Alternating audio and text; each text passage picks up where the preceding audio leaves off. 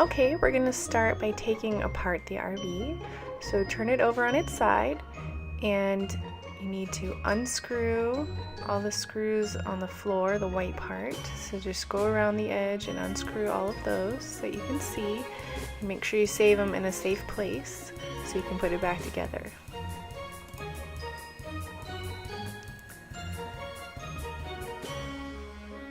So to get to the last screws on the floor, you need to take off this part where the hook for the Jeep slides out. So take all of those off. And the last two screws are inside this little part here, and I use a regular size screwdriver to get those out. And when you're unscrewing these, you want to be careful because there's a spring inside and it's going to pop out. So you're going to see that here in a minute.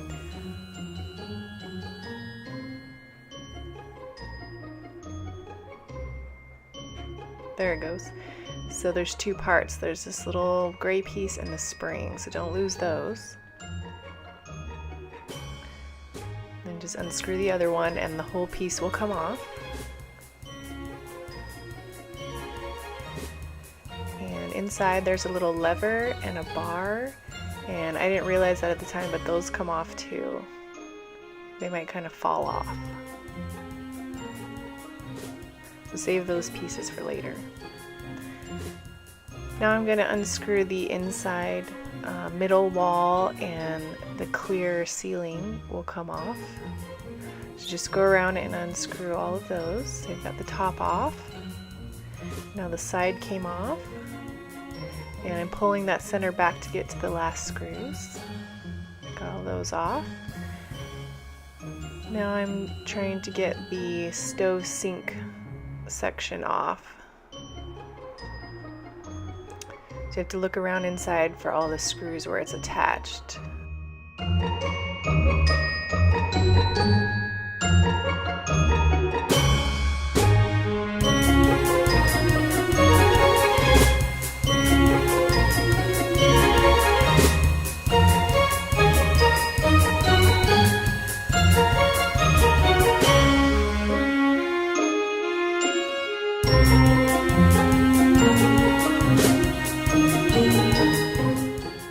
Got that out now, and I have these little shelves are left, and this one was tricky. I figured out there's one more screw underneath that pink rubber strip, so you can pull it back to get to that screw there, and then it should come out.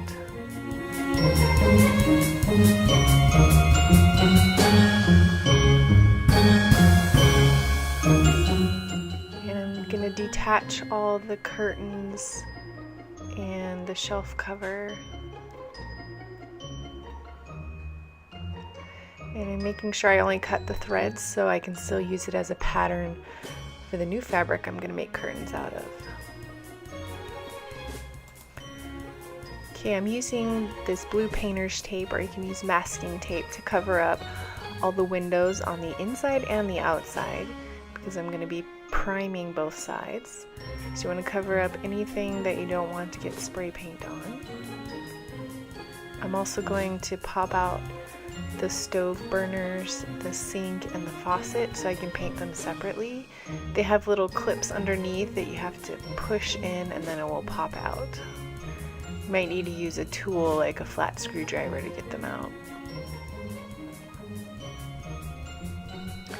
Here they are, ready to get primed.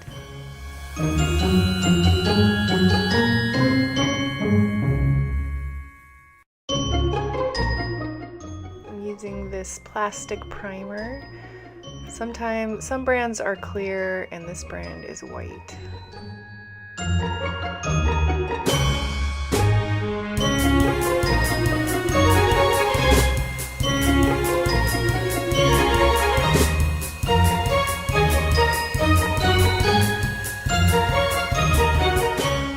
Make sure you prime the inside and the outside.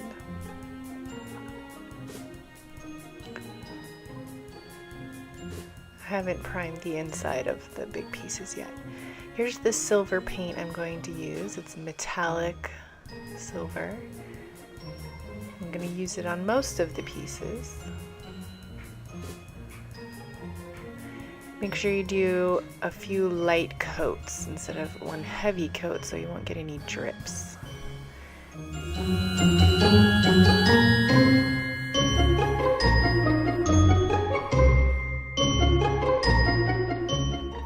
Now I'm going to wallpaper the inside, and I'm using fabric and Mod Podge to do this.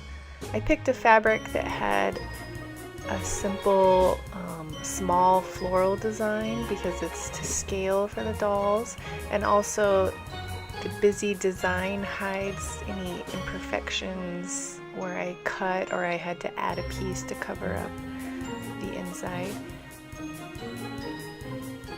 So I'm just laying it down with the glue and then trimming around the windows and the corners as I go. And I found the best way to do this is to lay it down and draw with a pencil and then lift it up and cut it with some fine scissors. And if you glue something down and find that you need to go back and trim it, you can pull it right off again, even after the glue's dry. It's no big deal. I also try to make sure that I went around where the screws are going to go back in. If you forget and you cover one up, it's no big deal to go back and poke a hole through it afterwards.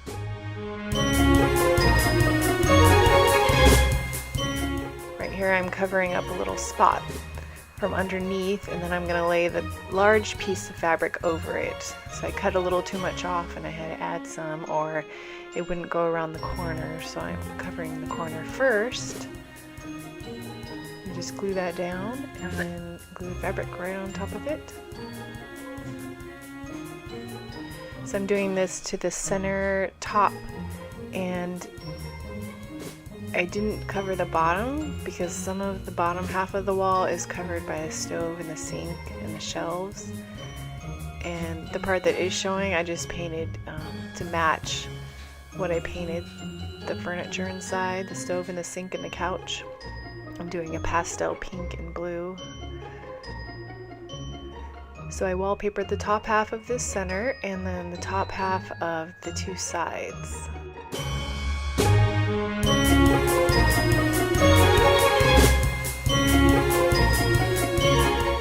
I'm almost done with this piece. And in the corners, you can just cut at a diagonal and then the fabric will fold down, and if anything's showing, just put a little piece of fabric underneath to cover it.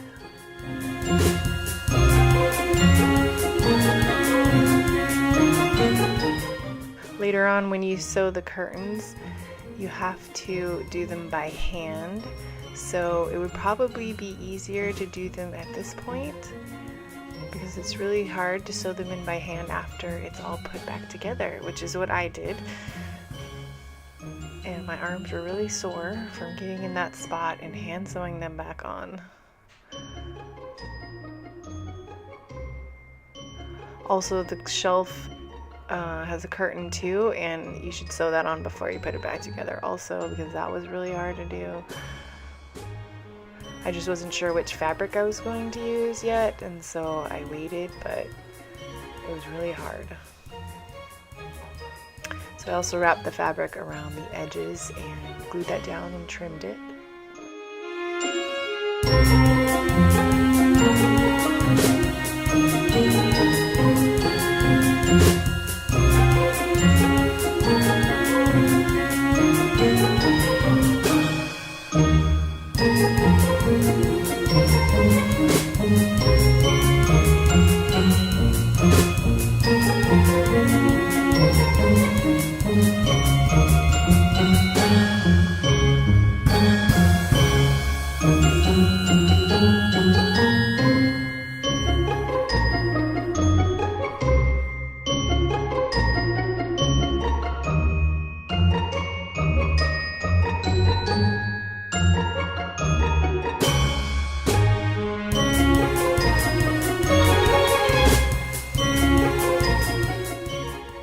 Have all your fabric laid down, you're going to give it a coat of Mod Podge on top.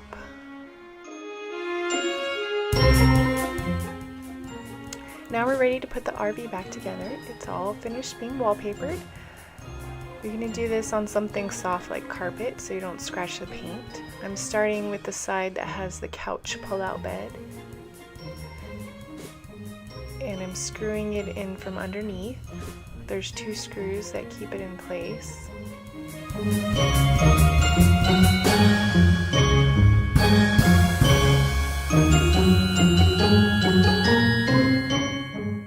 Underneath there's these 2 little square pieces, and that's what it screws into, so when you take the screws out, those will pop out.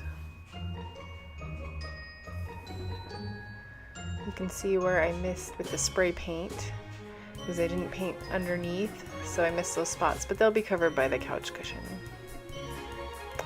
And then there's these 2 corner pieces. This little one here and this one has 2 screws, so I'm going to put those back in next.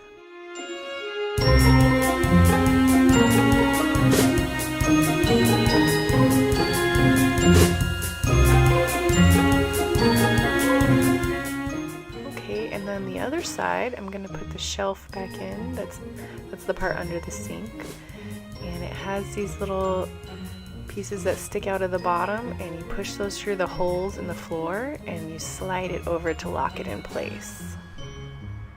I'm just lining them up and push them in and slide over.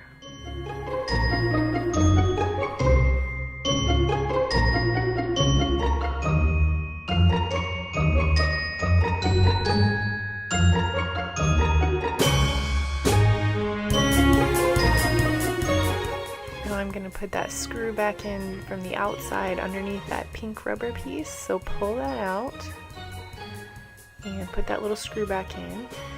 And you should put a little cloth under your screwdriver while you're screwing it because mine rubbed some of the paint off.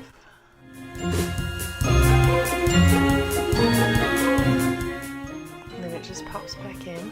It does stick out a little bit, but it's not that noticeable. Then there's these 2 screws in the wall that the sink part on the counter hangs onto. So you screw those in, but not all the way. Now I'm going to attach the floor to this side, so I'm going to screw in just those parts from under the floor.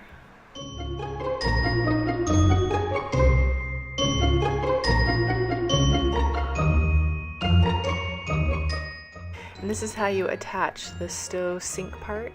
It also has little pieces that you push through and slide over to lock in place. So you can see them underneath there. It just slides right in, and then you push the counter down so it hooks onto those screws. And the end should just snap into place. Here's what it looks like underneath. And I had to cut this part off with a hacksaw to get it out, and it doesn't make any difference. It stays in there just fine without that piece. So I actually had to take this stove and sink back out to get the other side on. So I've screwed the side and the center wall to the floor, and now I'm gonna pop the stove back in the same way I did. It's a little bit harder to do it this way, so you might need a little help, just because you have to get all the pieces through the floor at the same time and slide them all together, and it's kind of hard since it's a big piece. Once you've got that in, you're going to put the top on, so you need to unscrew that top screw on one side so you can pull it open to get that center ceiling piece on. And you just fit that, all the little pieces have to hook into place, and everything should just snap together. You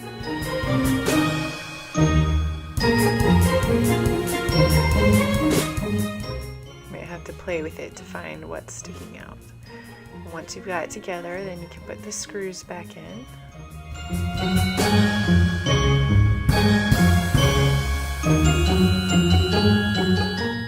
I had to pull it back out to get another part in. Okay, these screws right here, I had a really hard time getting them out. I stripped the screws getting them out. I barely got them out. They're really long and they were really hard to unscrew.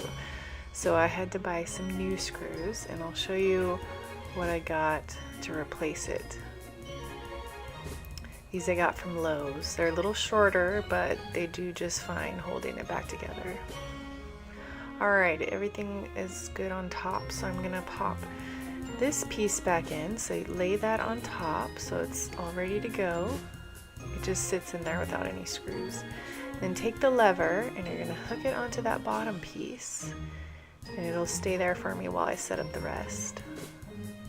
There's this little piece with the wire on it, and you have to have it facing the right way. So that long side should be there and the short side's there. And it goes onto that knob, and then you pull the wire back inside.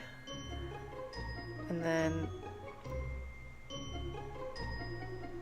there's a little latch here, and it should be sticking out.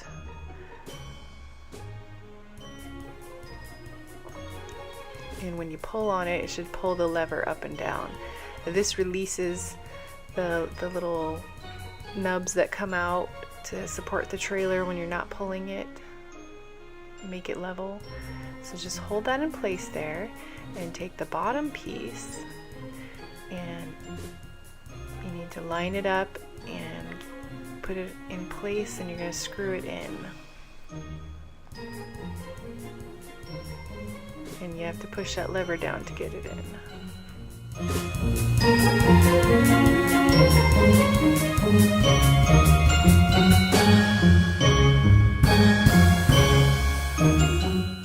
Now it's in place, I'll just screw everything in.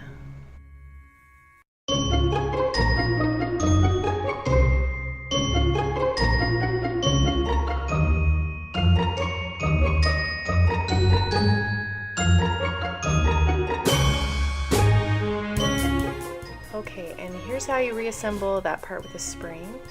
So the spring goes on that, and then you push it inside, and the bottom, you just put it in. Mine still has the screw in it, and then you screw it back in place. And I would suggest that you don't paint these, because now it's too tight for it to spring open when I push the lever. The paint made it too tight, and it doesn't work very well. They still come out, but they don't pop out with the little lever. And if you took the wheels off, they're easy to put right back in. They have these 4 screws. That little piece has a notch in it, so it only goes one way. So just line it all back up and put those 4 screws back in. You don't have to take the wheels off. You could just cover them with tape so they don't get paint on them.